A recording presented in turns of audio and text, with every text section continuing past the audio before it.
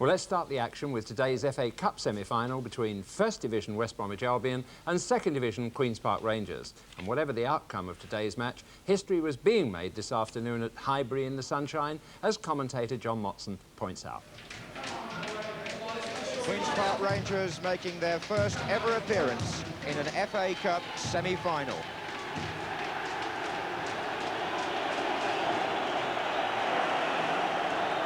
They're greeted by nigh on 20,000 Rangers supporters who are occupying the North Bank Terrace away to our left. In contrast, West Bromwich Albion make their 19th appearance in the semi-finals of the FA Cup, an all-time record. They've got rather more than 20,000 fans here, most of them at the clock end, although both clubs have returned some standing tickets, so the crowd will be some way below the Highbury capacity. Indeed, the projected attendance just over 40,000 in a stadium which can hold nearly 60. Two players in particular, though, have mixed memories of Highbury.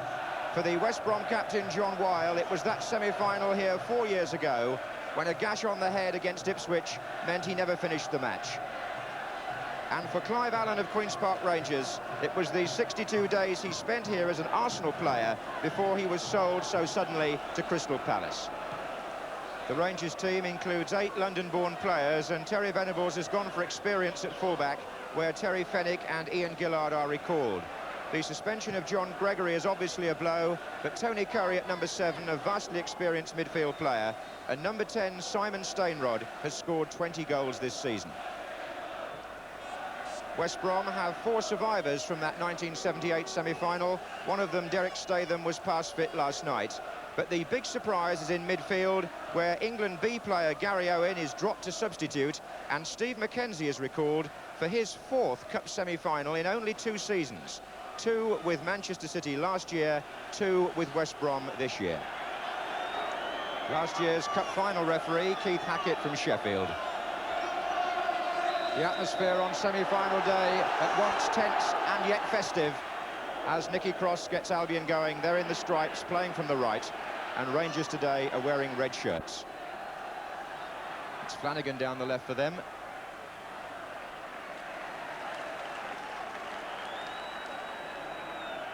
So First Division against Second, and here's Cyril Regis, who will battle it out with Bob Hazel. And Andy King, a former Queen's Park Rangers player, will be keen to do well today against the club he left earlier this season.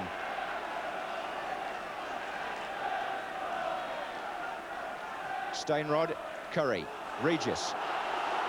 He's the man they fear. That was Flanagan. Bound to be a few nerves. Steve McKenzie looking for King. Now Cross. Statham. King inside. Is he offside? He must be.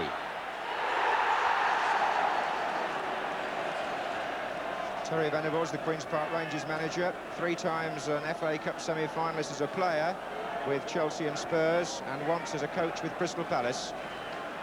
Next to him is chairman Jim Gregory. Roeder. Curry takes over. Gillard out on the left again. In the middle, Flanagan going near post.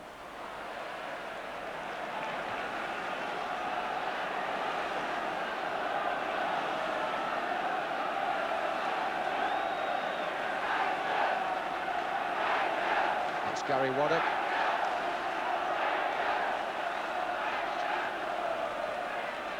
Allen pulling away and hooking it in, meant for Flanagan. And the Albion captain comes across. 35 years old, John Weil, in his testimonial season. It's Gary Micklewhite with the throw for Rangers.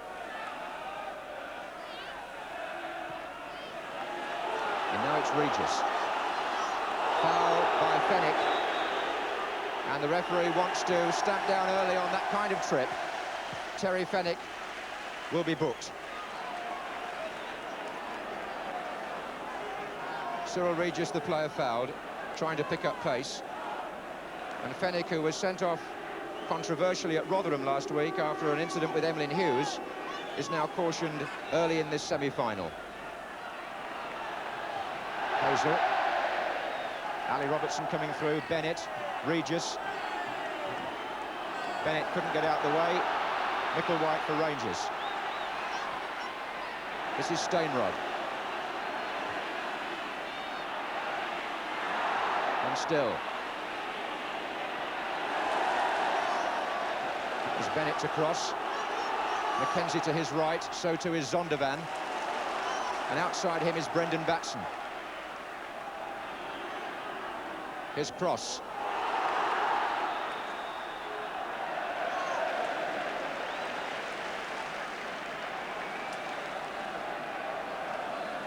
Nicky Cross has won the position in preference to Alistair Brown, playing up front with Regis. Curry wanting to pick the ball up in his own half and start things off for Rangers. Flanagan out on the left, but here's Gillard first. Curry. Oh, would have been, but for the referee. Cross. Roder's tackle. On Bennett, referee gave a foul. And there's Cross.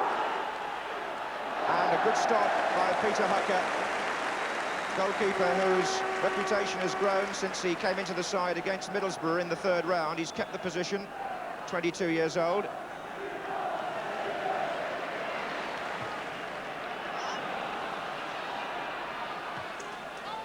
Micklewhite for Rangers. Flanagan in a good position over on the inside left channel. Good block by Derek Statham.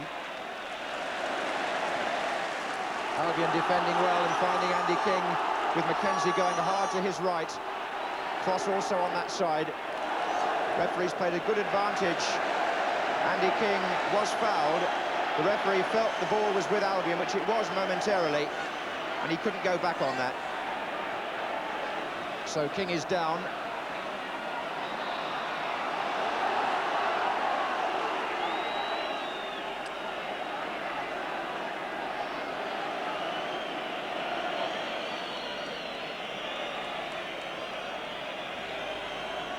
Ronnie Allen looking very concerned, and his substitute Gary Owen has started to warm up. Andy King looking very dazed indeed.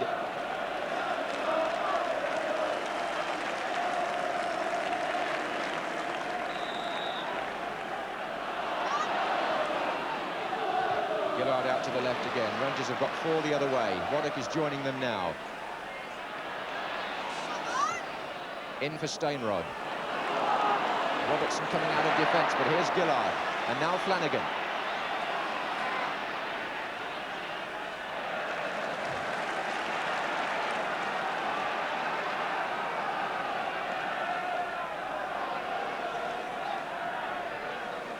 Stainrod.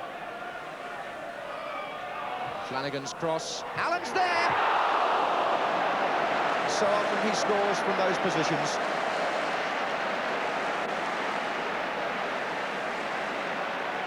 The combination out on the left was Stainrod and Flanagan, but the snapshot was Allen's.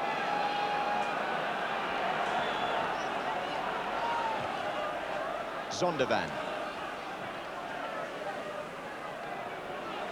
And now it's Cross, trying to shield it from Roder. His long leg snaked out and won the ball. And that little dummy of his, only to Batson this time, Bennett. King was in a good position and wanted it played inside from Cross, who didn't release it. Indeed, Andy King is just making the point to young Nicky Cross that the ball could have been played earlier. Here's Bennett. Little mix-up with Zondervan. Flanagan. Curry.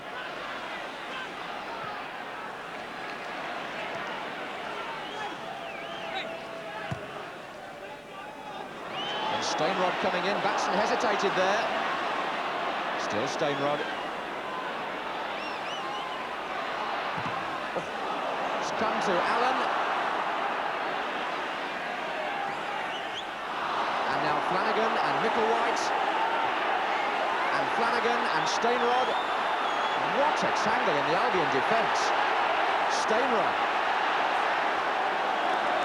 And Tony Curry. Blocked by Mackenzie. On the break, Hazel denies Regis. But that was by no means First Division defending. Rangers had the Albion players all over the place.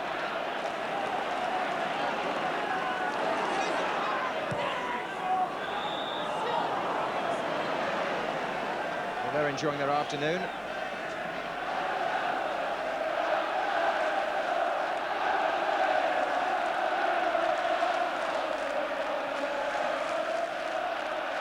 Waddock.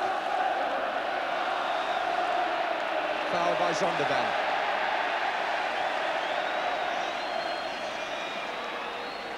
And Romeo Zondervan is booked in his first FA Cup tie for the trip on Gary Waddock.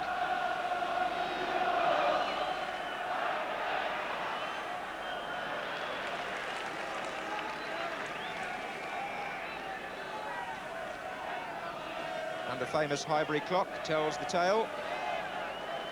Referee just adding on time for stoppages now at the end of the first half.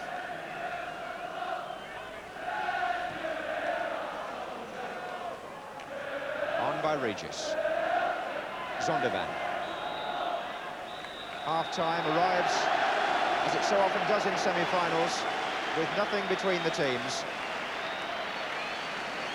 Albion started brightly, but as the half wore on, we saw more and more of Queen's Park Rangers. And a half-time score, 0-0. And maybe here some FA Cup semi-finalists of the future. These boys are also playing for a place at Wembley in the Football Association's Super Skills Singles competition. And the four boys who've shown the best technique today will demonstrate their skills again on Cup Final Day in 7 weeks' time. Substitute Gary Owen on for West Brom at the beginning of the second half because Andy King has actually broken his nose as a result of that early collision with Bob Hazel. How unlucky Andy King's been in semi-finals over the years. Injury deprived him for Everton in '77 against Liverpool, and then he was subbed when they were beaten by West Ham in 1980. Taken off today, injured, and Gary Owen in his place. Wonder how much confidence Rangers glean from the latter part of the first half when they had so much more of the ball. Closing the gap between first and second division. It was Flanagan.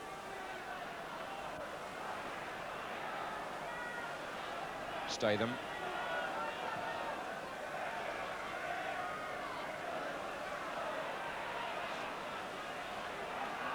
It's Fennick.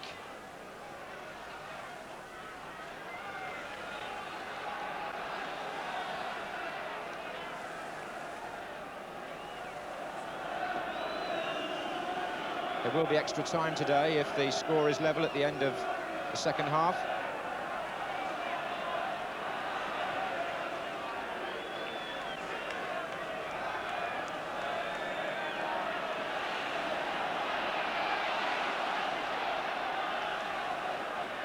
This is Fennick. Allen trying to flick it on, and Statham showing no signs of his recent injury problem. But he chopped away at Tony Curry's ankles there, did Derek Statham.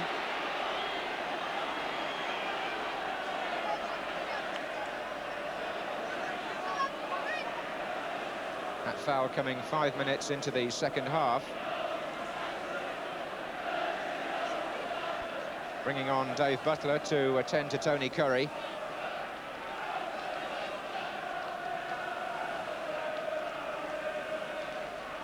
And Steve Burke, the Queen's Park Rangers substitute, gets ready in case.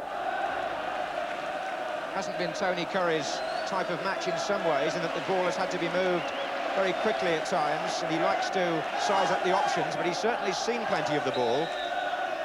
And Rangers look to him for their more improvised form of attack.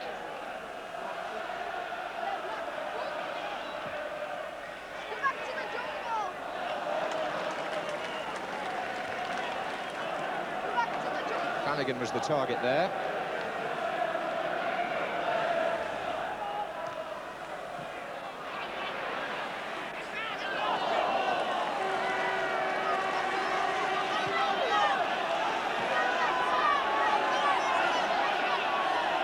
Here's Zondervan.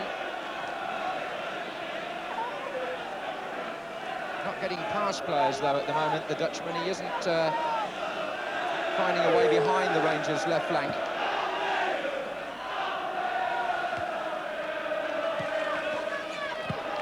Indeed, getting behind defences is a problem for forward players on both sides here. There's Bennett for West Brom. Zondervan. Weil, Mackenzie, Regis, his cross, flags up, cross on Gillard, who'd actually read the play well there, the left back. He'd seen the situation a split second ahead of cross.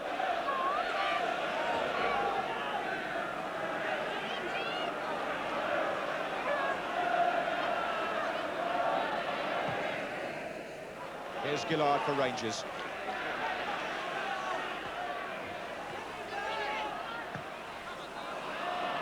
And the opposite left back, Derek Statham, who continues his run here, having fed Owen. Steinrod. Curry, Waddock. Cross was tackling back, but Waddock's back on his feet now. Although he goes down again after Owen's challenge. And it's Zondervan with support on his outside from Steve Mackenzie. And Regis closing in, and Bob Hazel able to check him by his presence, if nothing else. Neither player got a real touch on the ball.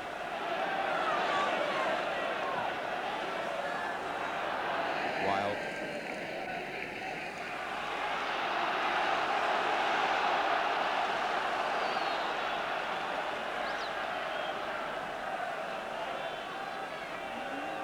Curry. Just behind him is Micklewhite. Getting into the game a lot now, the number 11. Looking for Flanagan. Allen is in there. So is Steinrod!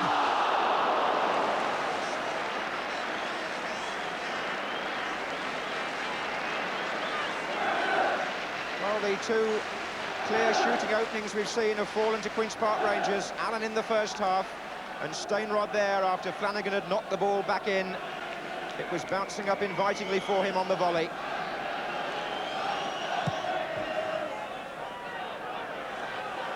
Regis, and Gillard away for a corner.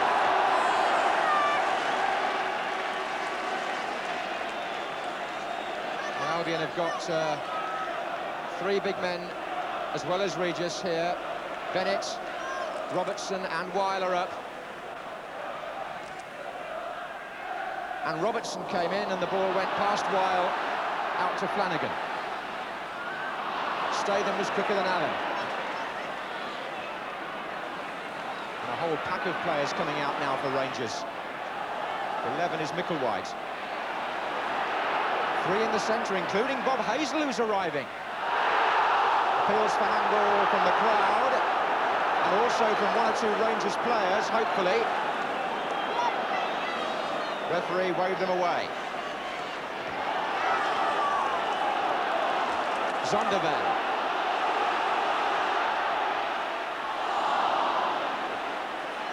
And here's Mackenzie. Good effort! And a reminder of the goal that Steve Mackenzie scored in the FA Cup final replay last year for Manchester City. He does strike the ball so cleanly and with such power. Applause for Albion. from their fans among a crowd of 45,000. Marginally more here, perhaps, from the Midlands than from West London, but not much in it.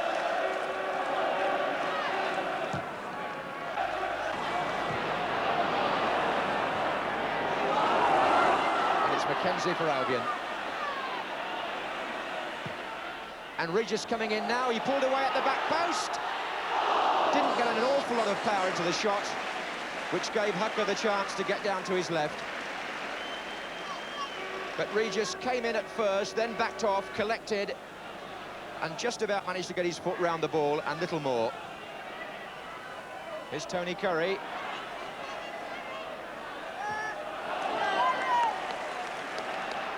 Stainrod wants it early. Flanagan has moved inside. Allen is on the far post.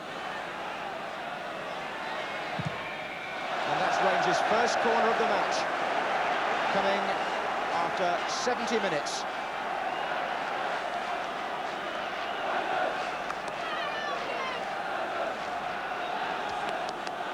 Hazel has gone forward, so has Fenwick. Allen standing on the far post.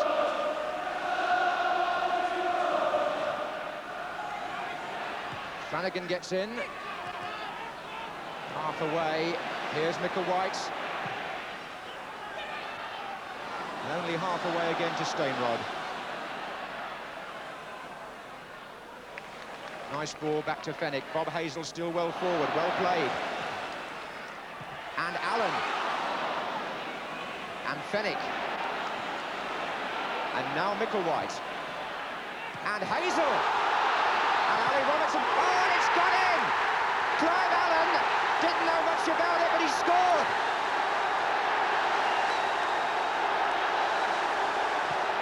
The ace opportunist puts Queen's Park Rangers in front.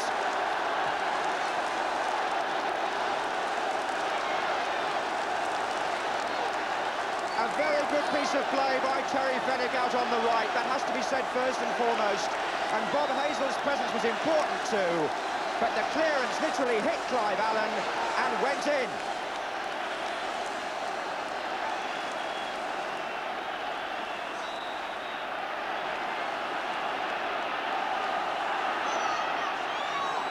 Zondervan.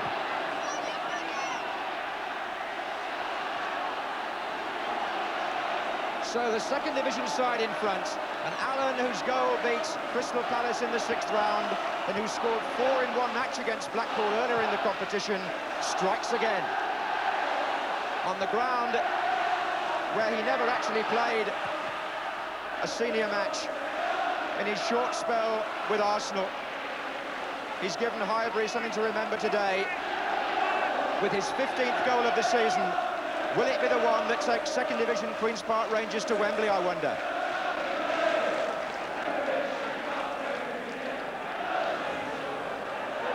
And a foul throw won't help Albion. John Weil, so dearly wanting to go to Wembley at the end of his career, knows now his side are in danger of coming off second best in another semi-final. They lost the League Cup semi-final to Spurs already this season, remember. Stainrod.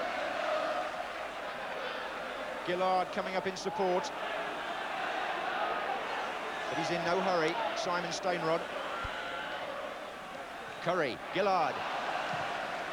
In early. Flanagan's in there. Stainrod. Was he held? No, the referee says he was doing the holding.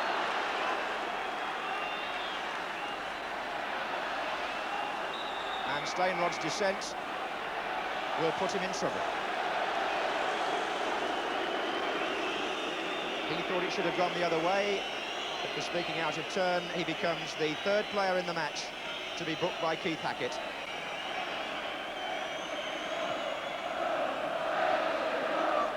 And for Terry Venables, it's a question now of checking the watch and hoping that his side can hold their lead.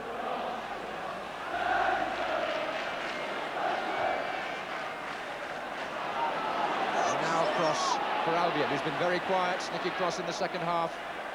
Gets that ball in well, though. Robertson is well forward. Regis Cross is still in there. Bob Hazel with the hook clearance. Here comes Statham. And the tackle was by Gary Micklewhite, who's having an increasing influence on the match on the Rangers' right. Owen. Regis! And for once he beat Hazel, but his header went wide. Arguments between Hazel and the goalkeeper. But there haven't been many times this afternoon, if any others, when Hazel has come off second best to Regis. On the Rangers bench, Alan Harris shouts the instructions. Stainrod on, Alan is closing in here. And it's a corner given away by John Weil, who shakes his head almost in disbelief that he can find himself on the wrong end of a semi-final result again, unless Albion can break away from this and snatch something right at the end.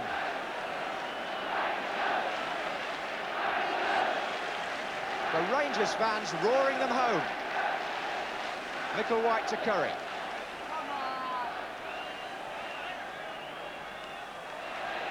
Micklewhite.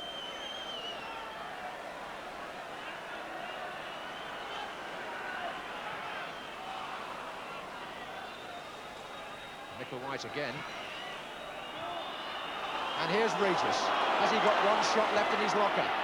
Or has Mackenzie? Or even Zondervan? And Regis is running through, offside. The agony of a disallowed goal for both the player and the fans. The linesman, though, was absolutely right. Cyril Regis was offside.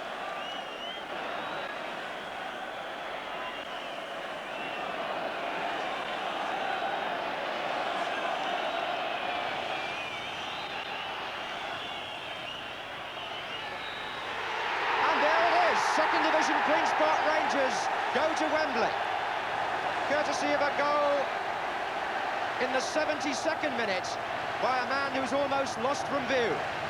Clive Allen, who will be 21 on the Thursday of Cup final week, can't believe what's happened to him.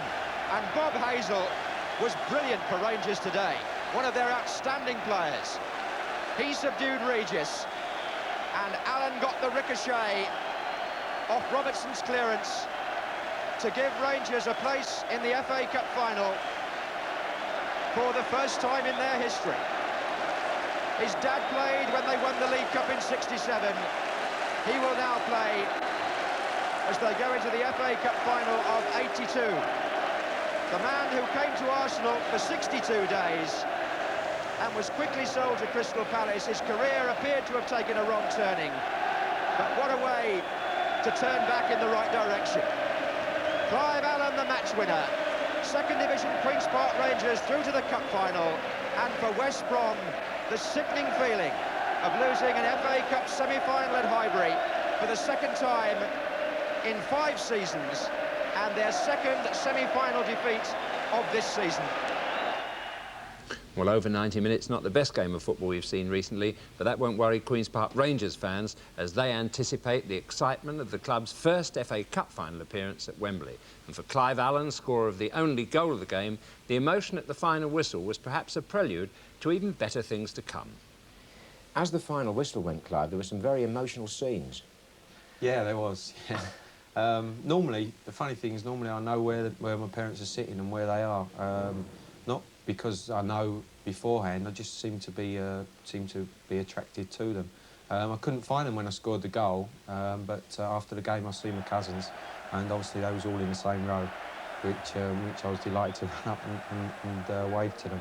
And it's some football family, yours, isn't it, with your father having won at Wembley and Paul, your cousin, and a lot of people here today from your family. Yes, there was. There was about 25 of the family today. Paul rang me Thursday night before he went up to Manchester with West Ham first team. And he just said to me, you know, it's a fantastic day and it's well worth going. You know, he said he wished me all the best and, you know, that was fantastic. And he just said, you know, go for it and go and experience the day, which we've fortunately done. And when you look back on the game, I would imagine that apart from the first 10 minutes, you must have felt you were more or less the better side throughout. Yeah, I think we'd trained all week and we'd set out our plan for the way we wanted to play. Terry would obviously give us the incentive to go and play as we wanted to, not to worry about West Brom. And it seemed to go pretty well. At half-time, all he was concerned about was just keeping our authority on the game and going and scoring. I felt overall was the better side. Not saying that it was a good game, but I think we were definitely the better side. And now Micklewhite. And Hazel. And Ali Robertson. Oh, and it's gone in! Clive Allen didn't know much about it, but he scored! I must admit, lump come to my throat when the ball went in, and then, of course, it was a long 15, 20 minutes or whatever it was to the end of the game.